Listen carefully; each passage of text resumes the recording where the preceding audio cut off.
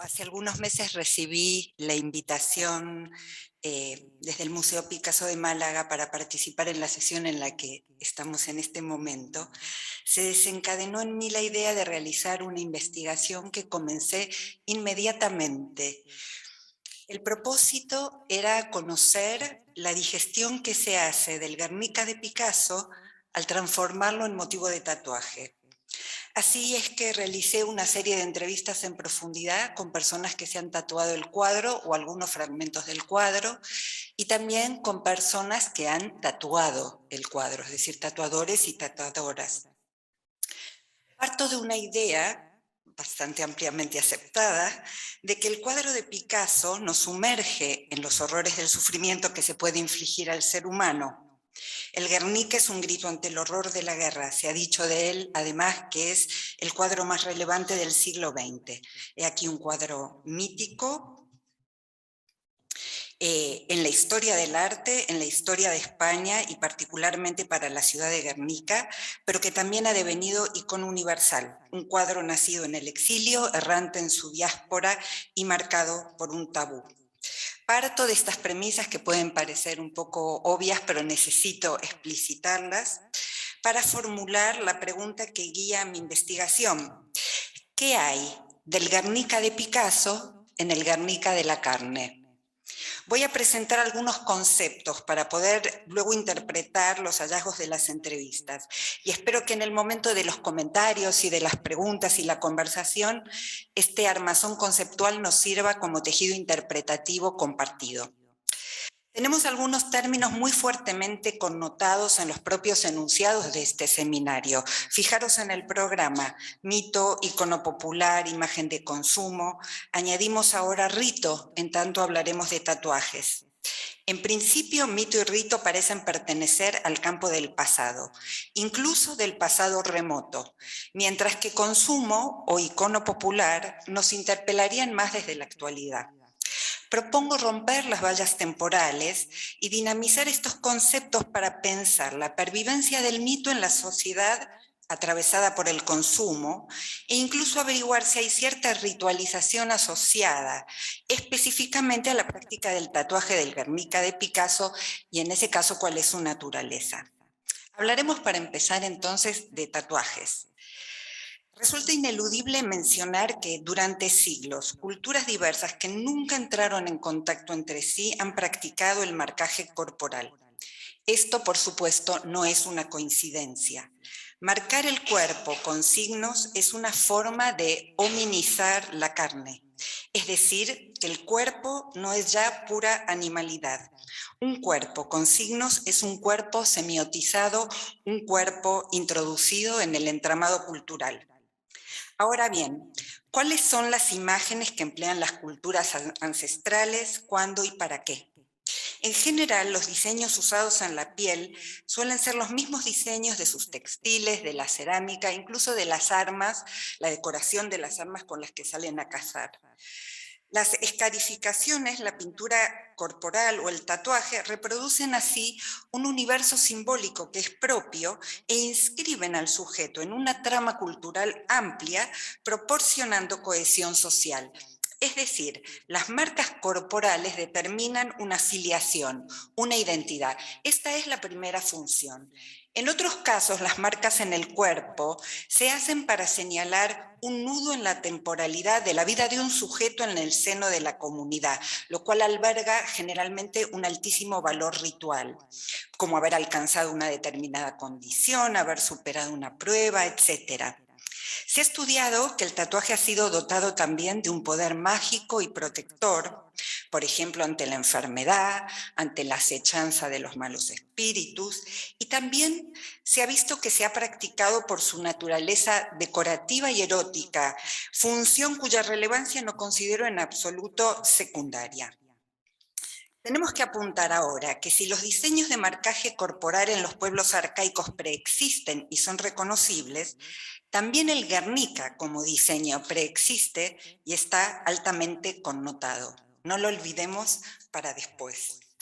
Si asumimos la propuesta, entonces, de pensar al Guernica en su dimensión de mito y no rehuimos a recurrir a la idea de lo ritual en la sociedad de consumo, es porque no tomaremos al mito por una explicación fantástica propia de un estado del mundo en el que primaría lo mágico a la espera de ser corregido por la ciencia, ni asumimos que el rito sea una práctica ya baldía, ahogada bajo los incesantes actos de consumo, el inevitable individualismo, lo líquido. ¿Qué es lo que da fuerza a un mito? ¿Qué otorga sentido a un ritual? Propongo que esa fuerza no yace en su verdad, sino que reside en su eficacia. ¿Y eficacia para qué? Para explicar aspectos punzantes, para iluminar lo que ignoramos y calmar las incertidumbres de vivir, para explicar al mundo. Para que algo sea eficaz, no ha de ser necesariamente cierto, aunque sí producir, como decíamos, efectos de verdad. Debe producir un sentido, un cierto estado mental. Regis Debray explicó que lo arcaico no expresa lo perimido, sino lo reprimido. Se rige por una lógica de prioridad más que de anterioridad. Si el mito es expulsado de la vida cotidiana, reaparecerá disfrazado y expresado en el lenguaje de cada tiempo, puesto que forma parte de la psique inconsciente. En relación a lo ritual, Byung-Chul Han ha postulado en un libro que publicó hace muy poquitos años la desaparición de los rituales, asegurando que en las sociedades neoliberales de consumo se produce flujo sin nudo, la comunidad es más difusa, los símbolos comunes merman y la autenticidad se juega en una cuestión yoica de naturaleza meramente narcisista. Maffesoli, en cambio, dice que transitamos un tiempo de retorno de lo trágico, un tiempo en el que se produce un reencantamiento del mundo con la particularidad de que en su manifestación se pondría en juego algo del orden hedonista, pero también algo del orden trágico, una cierta conciencia de la precariedad de la existencia que produciría una avidez expresada, por ejemplo, a través del consumo y que adquiriría la forma, por ejemplo, de la moda. Todas estas ideas son parte del instrumento de mirar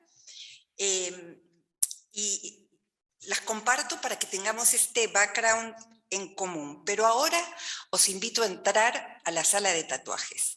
Os voy a contar qué es lo que me dijeron las personas que entrevisté. En algunos casos voy a citar textualmente, en otros casos voy a parafrasear. Fundamentalmente me interesa ver aquellos puntos en los que se produce saturación de sentido, es decir, mucha repetición de respuestas similares que de alguna manera condensan una tendencia. Pero también vamos a ver algunas respuestas que son excepcionales, únicas, minoritarias. Bueno, como comprenderéis, lo primero que pregunté a las personas que entrevisté es, ¿y tú qué te tatuaste del Guernica? Las respuestas han sido las siguientes. Digamos que lo mayoritario se ha localizado en dos grupos. Gente que se ha tatuado la bombilla y me dicen que se la han tatuado con o sin el ojo, los rayos, el estallido, así lo nombran. Y el otro grupo de gente, también que tiene una presencia muy mayoritaria, se han tatuado el brazo con la espada partida y la flor, con o sin el soldado. Escasamente aparece el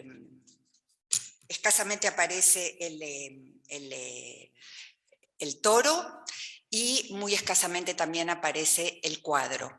Y aparece de dos maneras.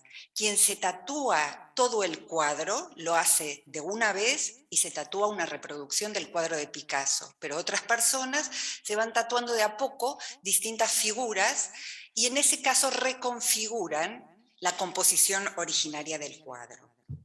¿Y cuáles son las circunstancias en las que las personas deciden hacerse este tatuaje? Bueno, hay circunstancias que son de orden práctico. Por ejemplo, me dice un tatuador, era amigo mío y vino y me dijo, tatúame esta parte del Guernica y esto y esto. Fueron 3 tatuajes pequeñitos en una sesión, solo uno del Guernica. O un muchacho que tiene todo el brazo tatuado con el cuadro íntegro dice, es un tatuaje caro, así que lo dejé para cuando tuviera dinero.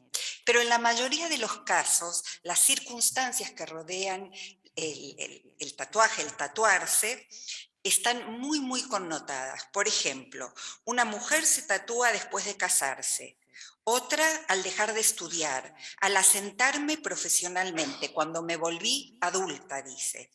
Un muchacho me dijo, al irme de intercambio a otro país, circunstancia durante la cual además se produce una ruptura de pareja. Un tatuador me dijo, me lo pidió un tipo que vive en Guernica, para ellos es algo importante que representa al pueblo. Y una tatuadora me explicó que tatuó una de las figuras a un chico que se está de a poco tatuando todas las figuras del Guernica como forma de recordar a su abuelo que falleció, puesto que él había visto el cuadro con su abuelo cuando era pequeño y le había impactado mucho.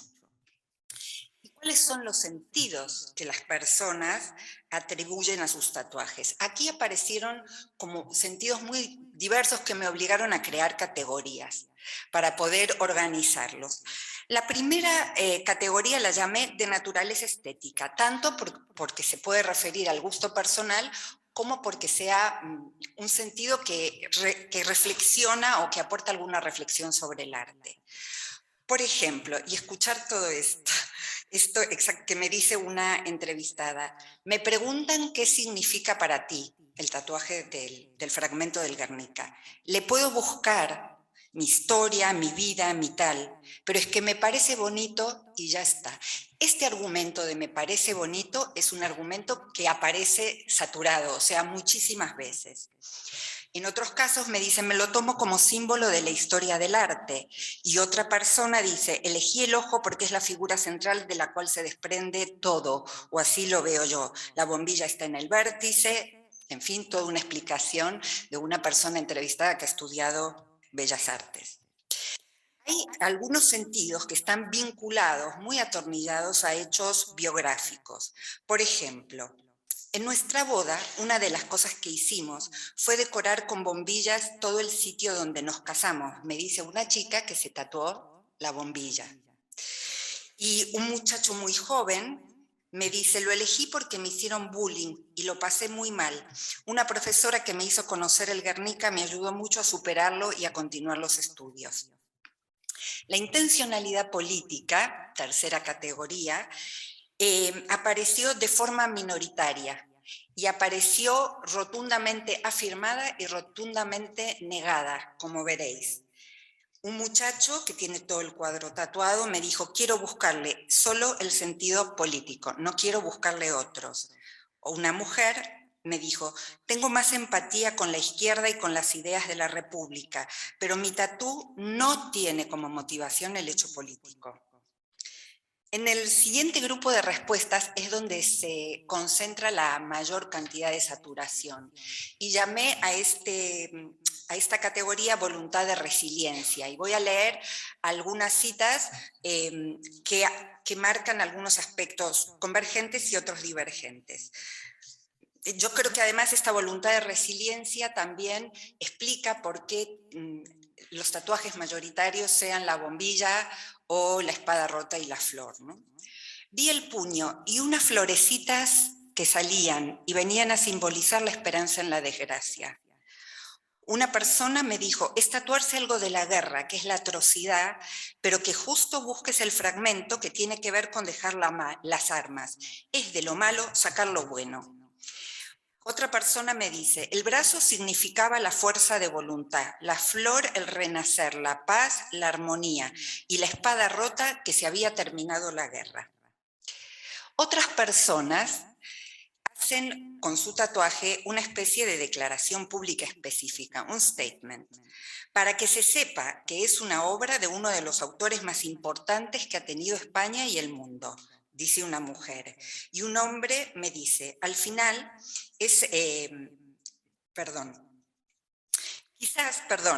quizás hace 8 o 9 años que no estaba Vox por delante, no me lo hubiera hecho. Creo que hoy en día, como no nos movamos, nos va a ir bastante mal. El último sentido que se atribuye al tatuaje es la moda, ir a la moda, y específicamente en relación al tatuaje del Guernica o de un fragmento, más bien de un fragmento. Y en general las personas no se refieren a que su tatuaje está motivado por la moda. Siempre el que está motivado a la moda es el tatuaje del otro, ¿no? Por ejemplo, me dice un tatuador, así como mucha gente se ha hecho el infinito, yo el ojo ese lo he hecho varias veces. El 40% de casos no saben el significado, lo han visto a un artista o a un cantante. Y un muchacho que está tatuado me dijo, al final es una obra de gran significancia, pero se está cayendo en lo mainstream, se está vaciando de significado. Hemos sintetizado hasta aquí los sentidos que la gente da al tatuaje del Guernica. Veremos ahora qué sentido la gente le da al cuadro Guernica de Picasso.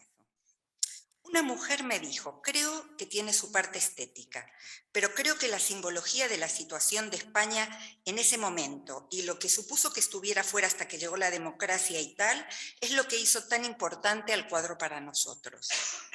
Sobre el sentido del cuadro, otra persona dice, para mí tiene una carga política, histórica y humana indudable. Es dolor, es una masacre, es lo malo que no quieres que te pase. Todo junto en una imagen, pero a la vez están las flores que me hacen entender que al final todo se pasa y podemos renacer de las cenizas.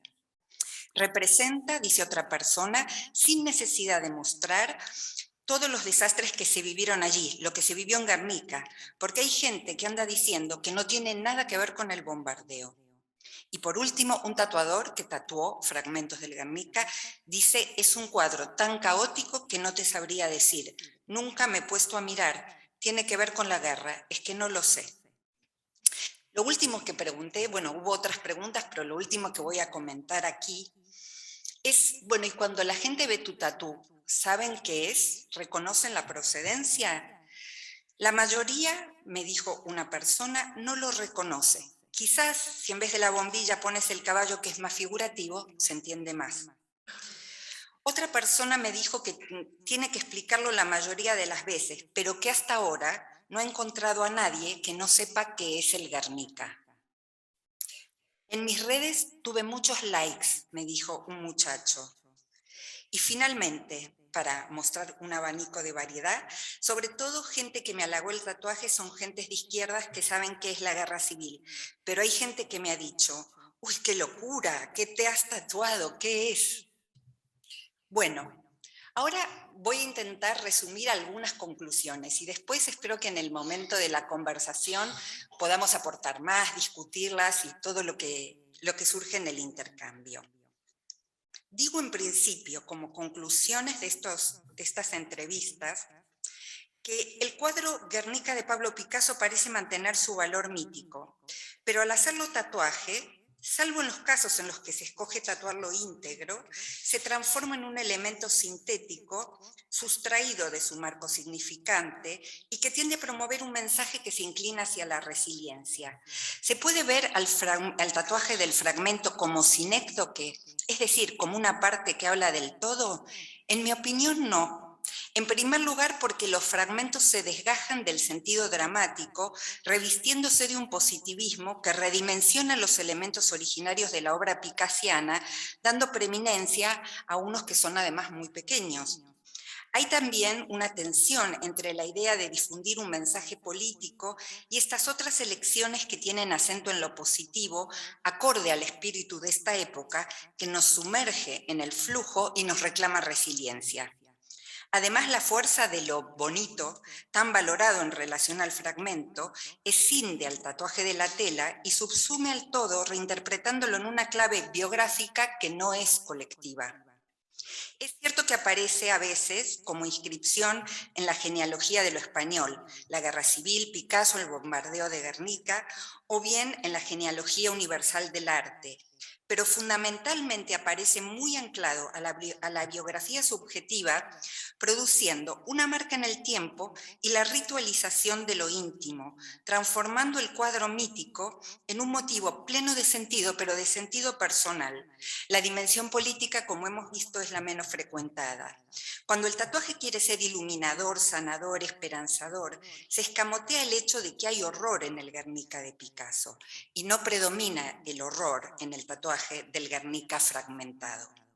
Hay una búsqueda de autenticidad del sujeto, como señalaba Byung-Chul Han, pero no considero que estemos viendo el final de los rituales, sino su transformación. ¿Acaso podía ser de otro modo?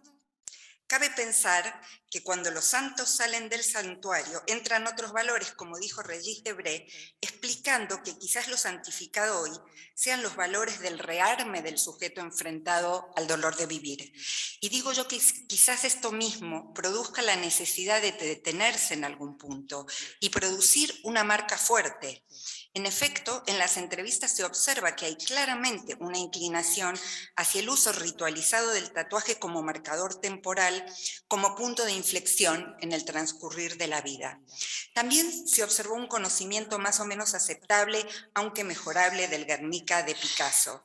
Sin embargo, el sentido del tatuaje tiende de forma dominante hacia el carácter privado, como he dicho, y no está necesariamente predeterminado, aun cuando el cuadro, como comenté al principio de mi presentación, preexiste y sus significados son accesibles.